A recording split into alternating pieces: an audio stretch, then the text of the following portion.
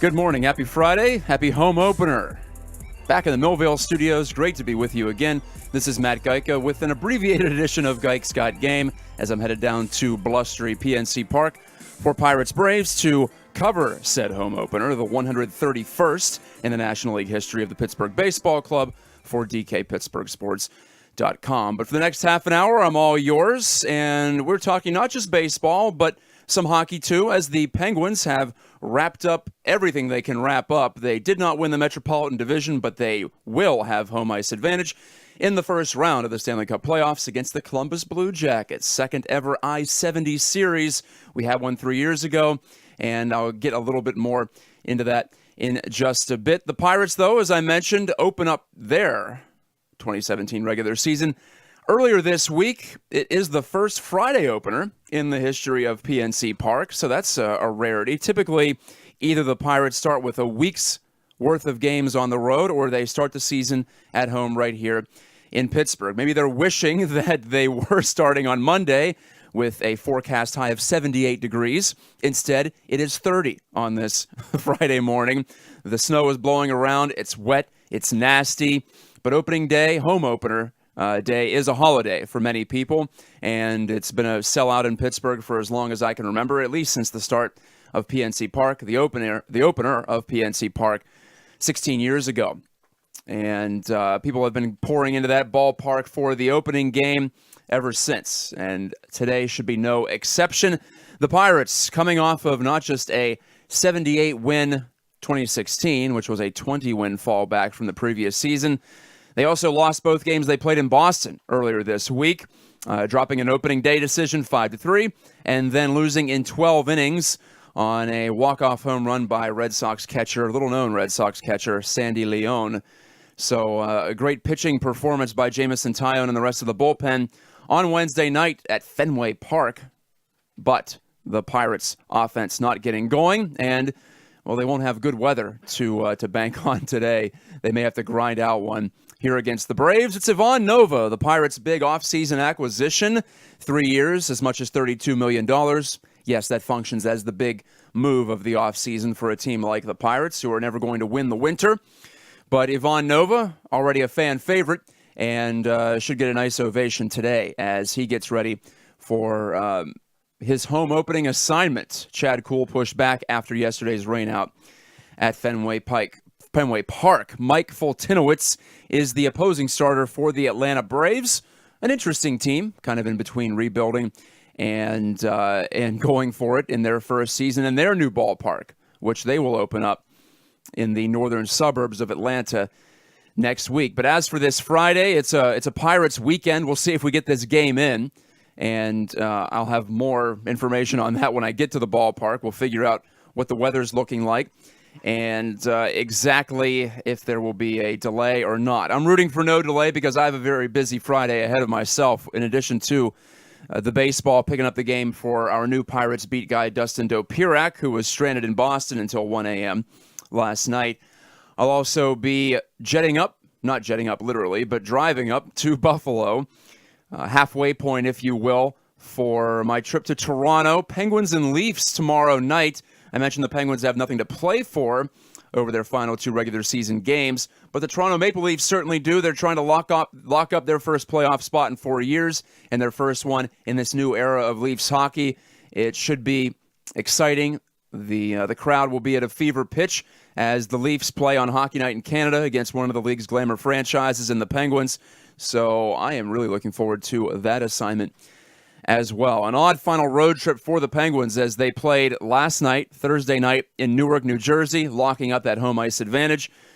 Then to Toronto tomorrow night, and then back to the New York metro area to face the Rangers. And maybe the Rangers will be a playoff opponent this year, but it won't be for the first two rounds, just based on how the Metropolitan bracket is shaping up. And a little more hockey before we talk some Pirates with my featured guest in about 8 minutes. His name is Matt Shetler, an old friend of mine, an old colleague of mine at our website that we co-founded, cityofchampionsports.com.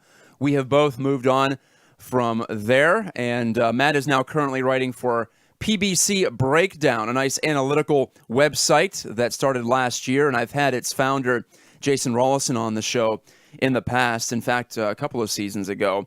So PBC Breakdown's Matt Shetler will join me to break down the Pirates 2017 season and the home opener today. You can find PBC Breakdown's work at piratesbreakdown.com. You can find my work at dkpittsburghsports.com, riversedgepgh.com, and also other various places across social media, Twitter, MATTGAJTKA, which you can find right at the bottom of your screen if you're watching on Facebook Live. Brian Crawford producing the show, and I also have shared the video at my own Facebook page, Matt Geica Sports Media.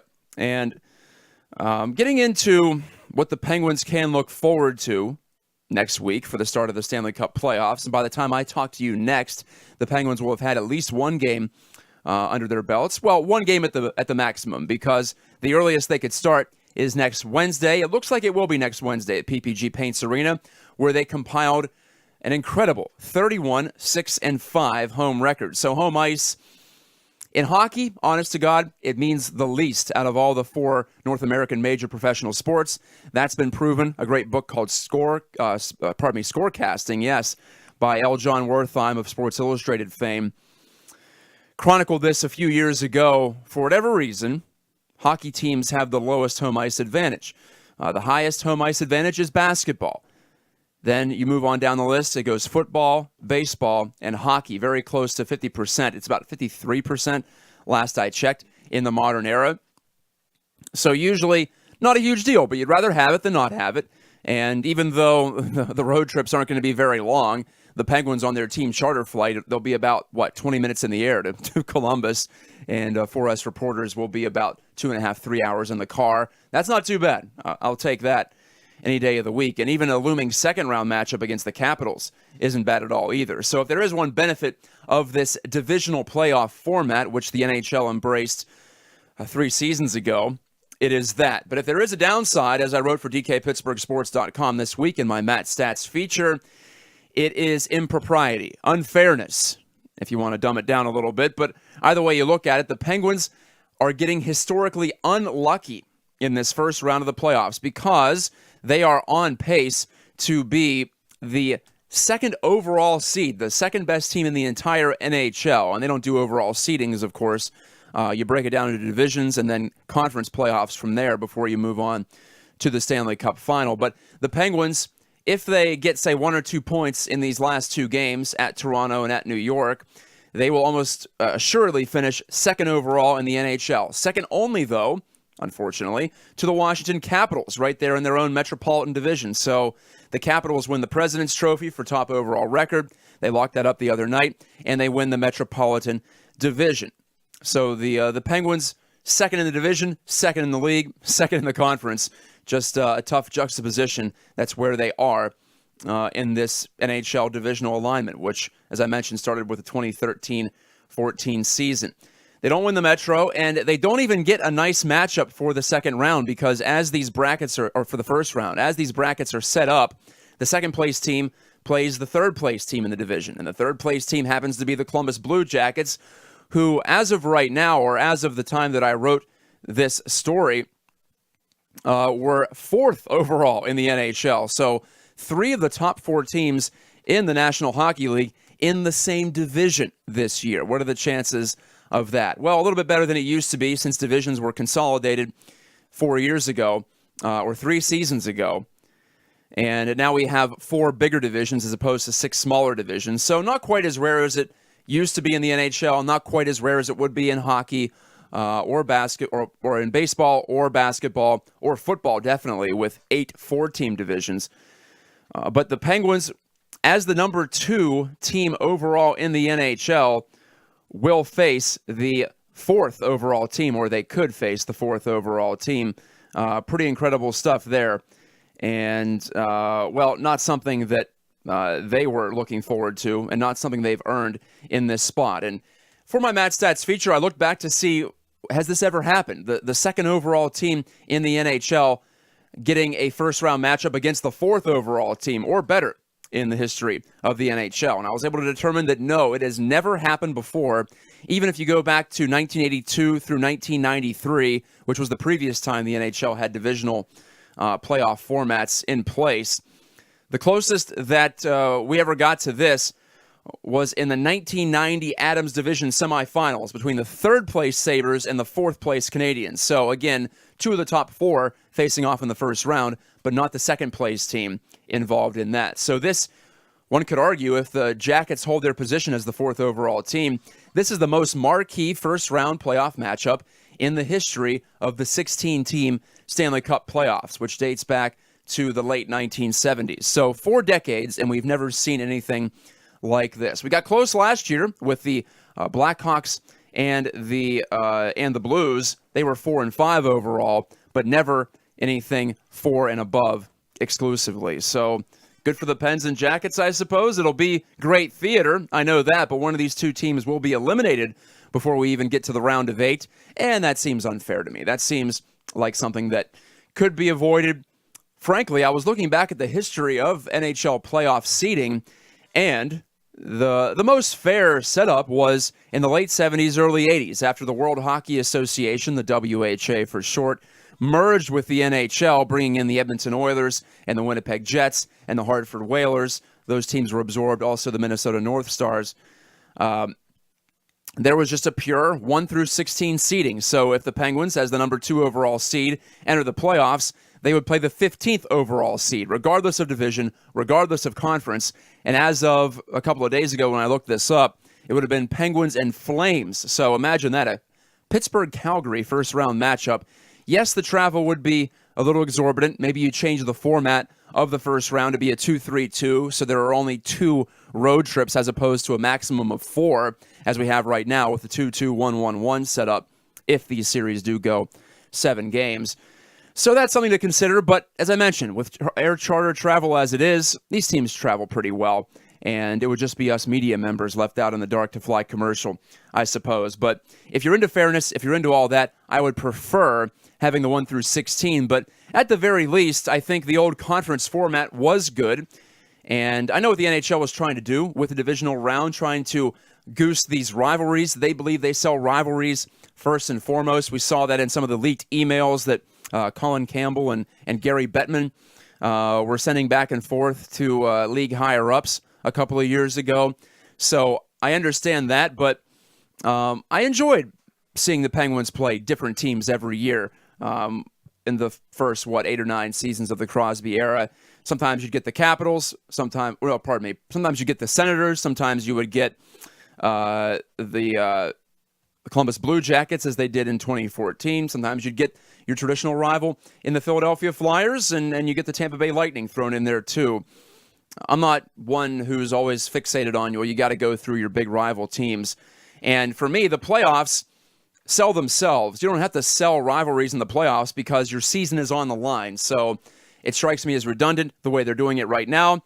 But the Penguins have to, of course, beat whoever is in front of them. And it looks like it's going to be the Columbus Blue Jackets. And if they get past that and the Washington Capitals take care of business, it'll be another marquee second-round matchup between the Pens and the Caps. A little bit more hockey talk coming up in our second and final segment today, in addition to a lot of Pirates discussion with my featured guest, Matt Shetler. He is a writer for PBC Breakdown, that's Pirates Breakdown, on the internets, and we'll be talking about a recent story he wrote pertaining to the Pirates' first base situation. Always interesting, the Pirates' first base spot, and it will be again this year with a top prospect holding down the starting position. This is Gike's Got Game on the River's Edge, and I shall return in just a moment. Hey, listen up for some sweet pizza discounts. The River's Edge is partnering with Frank's Pizza and Chicken to offer you 10% off your ZA. That's short for pizza. Seriously? ZA? What? Anyway, mention you heard this ad and Frank's will give you 10% off your order of $15 or more. Oh my god, have you tried their famous buffalo chicken pizza? Oh, don't even get me started. Can you name all 4 Frank's locations? Millville, obviously. Troy Hill, Shaler, and North Hills. Gold Star. Anyway, support the River's Edge Radio Network by ordering from Frank's Pizza and Chicken the next time you get hungry for some ZA. And don't forget to mention you heard this ad so you get your 10% off. Go to frankspizzachicken.com for more info. Offer good for a limited time. Order must be $15 or more before taxes. Cannot be combined with other discounts or offers. Other legal jargon and whatnot. Happy home opener again for the Pittsburgh Pirates. This is Gike's Got Game on the River's Edge. I'm your host, Matt Gike. Back in Millville for once. It was enjoyable putting together 3 weeks worth of programming.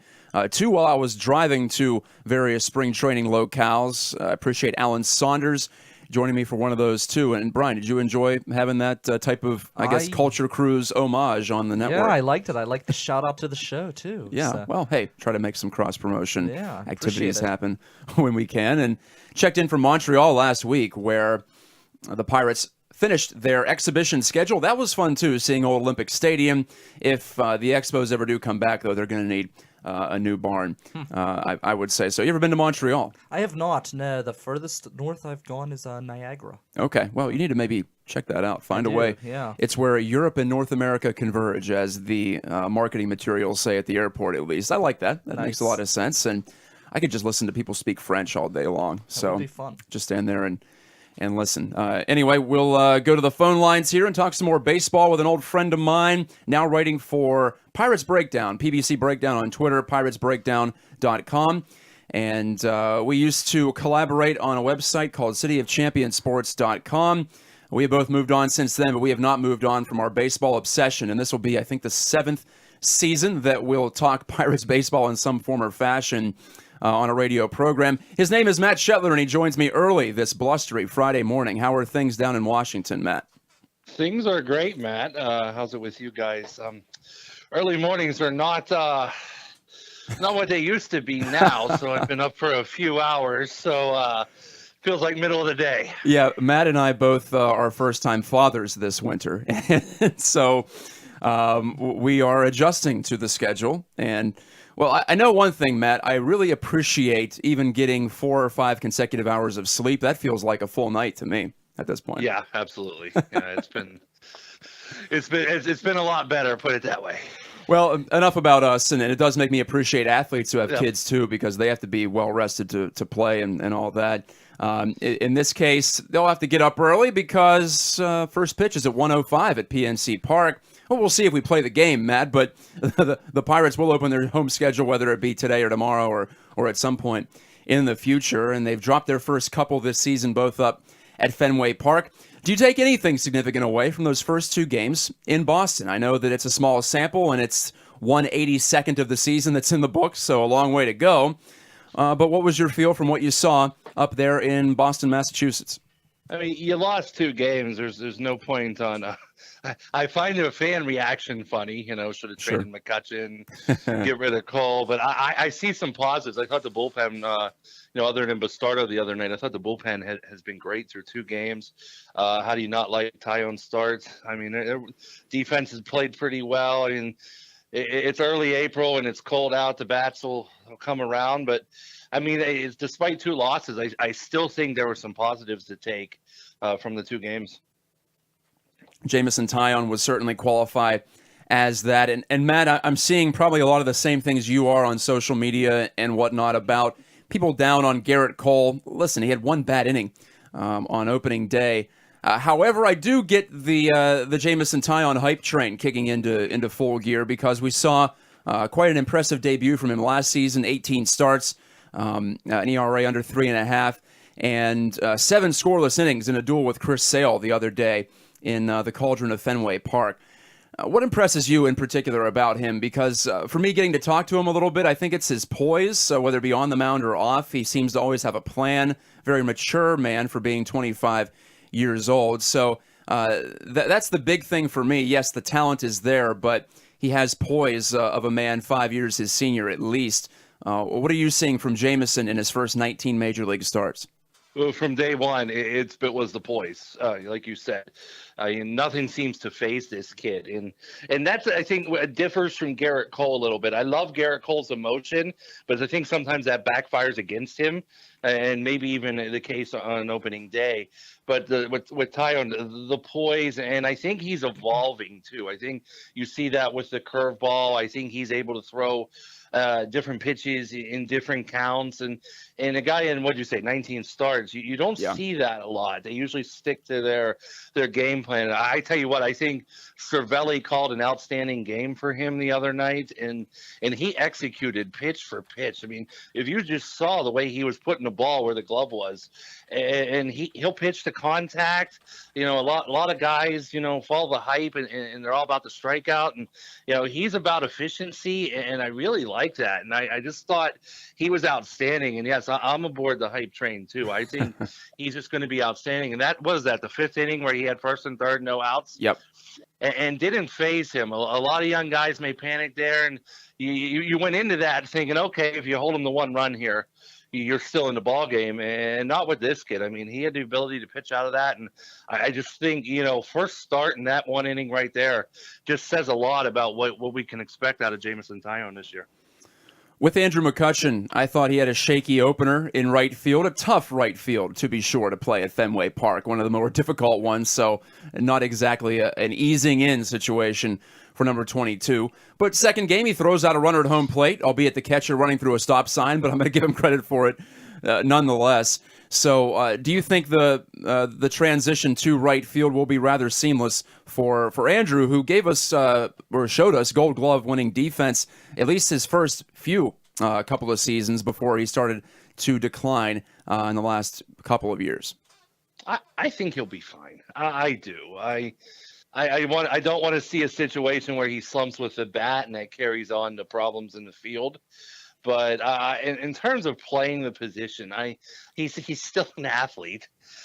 He's still a very good outfielder, although he did have a bad year in center field. I just think the transition's going to be fine. I think we and the fans are going to make a lot more out of it than it's really going to be. And until he proves me wrong, I don't really think he's going to have too much of an issue in right field. And the hardest part is going to be the balls off the right field fence at PNC Park. See how he plays those, see how. But that, once again, that's going to be his home park. He's going to know, at least he should. He's going to eventually know all the nooks and crannies, the way the ball bounces most times. So I think the Pirates are going to be fine with him in right field. I don't think by May we're even going to be talking about this. Talking to Matt Shetler of Pirates Breakdown. He wrote earlier this week on who I believe to be a pivotal player, and I think you do too from reading this column. Josh Bell playing first base, technically still a rookie, didn't meet that threshold last year, so I suppose we can call him a rookie, even though he is a second-year player for the Pirates now. And Matt, speaking of poise for Taillon, I see a similar trait in Josh Bell, a rare breed of plate discipline, a rare type of plate discipline for a guy who doesn't even have more than 50 or 60 Major League games to his credit. The defense, yes, he's still working on that. And at first base, supposedly one of the easier transitions you can make. In fact, John Jaso made it quite well last year, and full credit to him. But as we saw with Pedro Alvarez a few years back, it's not the easiest for everybody, and especially for an outfielder. I know Pirates brass has been always they've always been eager to tell us that moving from the outfield to the infield speeds the game up, and maybe that's hindered Bell's progress in that way. But it seems like from reading your column that you're of the mind to just keep rolling them out there. You're going to have to deal with some of the miscues at first base, but the bat will play from both sides of the plate. Would you care to flesh that out and give us a little bit more about why you feel that way? Yeah, I don't think he looks as bad as, say, Pedro Alvarez did at the position. And when you're missing Jung Ho out of the lineup too, I just think you need your bats in the lineup. And as long as this kid is seeing 4, 5, 6 pitches per at bat, you mentioned the poise. And I tell you what, the opening day, he grounded double play, came back ninth inning off a very tough closer with ease. Hit a double off the top of the Green Monster there. And I just see this kid being able to do a lot of that. And I think you need his bat in the lineup. And I can live, and I think the Pirates should too, I can live with any mistakes he makes, especially early on. Now, if we're talking May and he's got 14 errors already, then we need to revisit that conversation. But I seem to think Bell has picked up a little bit of the nuances. His footwork's not there yet. It's not terrible, but I think he knows what position he needs to be in. He can make the throw from first to second base. We saw that a couple times last year, and we saw that just hurt the Pirates on what was that, Tuesday nights or Wednesday night? Yes. Wednesday night. Tough to keep track all these off days. Yeah, right. We saw that come into play right away, and I was not happy, and I understand why he was taken out of the game. But then his position comes position batting order comes up with a guy on base, and the guy's a switch hitter. And that's another reason why I think, you need to leave him out there. with Alvarez, if the lefty's up, you're gonna get him out of the game. Bell can hit and has the same poise from both sides of the plate. And while he's never going to be a Gold Glove first baseman, and while he's not all the way there yet, until he starts hurting the team, I think he needs to be out there. And I think the bat is going to give you more than any mistakes in the field are. Now, there will be situations where close games you have a lead. Sure, get him out of there. I don't think putting Phil Gosselin in first base is the answer. I would rather Bell have just stayed out there. But there'll be situations where he's got to come out of the game. But for the most part, I think the Pirates have to live with what he is defensively right now, and just take what comes from his bat, which could be very promising. Managing's a tough job, but that move struck me as odd as well. If you're going to put someone in at first base instead of Josh Bell, I'd go with Jaso, because at least he can swing his stick for you. He can give you a nice at-bat, and he can play defense at first. I think that was Phil Gosselin's maybe 8th career regular season major league game at first. Why didn't – and I was just perplexed, too. Like, I was talking to the TV. Why didn't – I get taking Jaso out against the left-hander, but why not move Freese across the diamond? Could have done that too, yeah. Yeah, I just thought if you're going to take Bell out, I don't want to end up with Phil Gosselin at first base. So They acquired Phil to back up at short, back up at second, that sort of thing, and move Harrison to third. Especially in an American League ballpark where you don't have the pitcher spot to contend with. So, here we are. Like I said, when there are only 2 games so far played, you tend to break things down a little bit more than you might otherwise. But hey, that's what baseball is all about. Is having these conversations. So, Matt, this is the cliched question, but I got to ask it. How many wins do you think the Pirates pick up this season? Already in an 0-2 hole here, but we've seen, in fact, in 2013 when they got off to that tremendous start, I think like 30 games over 500 at the All-Star break, they had a pretty rough opening 2 weeks, and we saw it in 2015 as well, too. I believe they were swept in an opening series, or they were at least in another one of these early holes where the hitting didn't crop up. So we've seen this before, but do you think this team has the ability to dig its way out? Well, they're not going 0-162. I promise you that. But I like this team on paper. I do. I think the bullpen's going to be better, and I think that was an issue season. It all comes down to the starting pitching. I think the starting pitching is going to be fine. I think Chad Cole's surprise. Nova's the key. And if Garrett Cole gets back, that's the big kicker for the Pirates. So I have them pegged at 88 wins this year. 88? Successful season and really competing for that second wild card spot. But I think they're going to, once it gets warm out too, I think the offense will be fine. You never know if Jung Ho comes back. And if he does, it's going to be a huge lift for the middle of the order. And I think the pitching will be fine. And I think they'll be back over 500 and competing for a playoff spot. Yeah, I think the Gung factor is huge. An elite power guy in his first 2 years, and you hope he can get things sorted out both on and off the field. But if you're just talking about baseball, the Pirates could really use what Jung Ho provided in 2015 and 2016. Item for 86 wins, Matt, so you're more optimistic than me, but I think both of us are more optimistic than most overall, just looking at some of the predictions out there. Thanks, Matt, and we'll look for more of your stuff on Pirates Breakdown, and we'll talk to you, I'm sure, later on this season right here on this program as the Pirates move along and try to rebound from a rough 2016. All right, thanks, Matt. That's Matt Shetler. I'm Matt Geica, and sorry to, chat and run, but I've got to go over to PNC Park. The clubhouse is open at 9:15, and so I have about an hour to get across town. I think I can do that and still do my duty for DKPittsburghSports.com. Next week, I promise a full show, and I'll be back here in Millvale to discuss the beginning of the Stanley Cup playoffs for the Penguins, and, of course, the first week plus for the Pirates. For Brian Crawford, I'm Matt Geica, reminding you that when the radio fades, you know life's moving fast. Thank you for listening to The River's Edge. Have a great weekend, and I'll see you on the other side.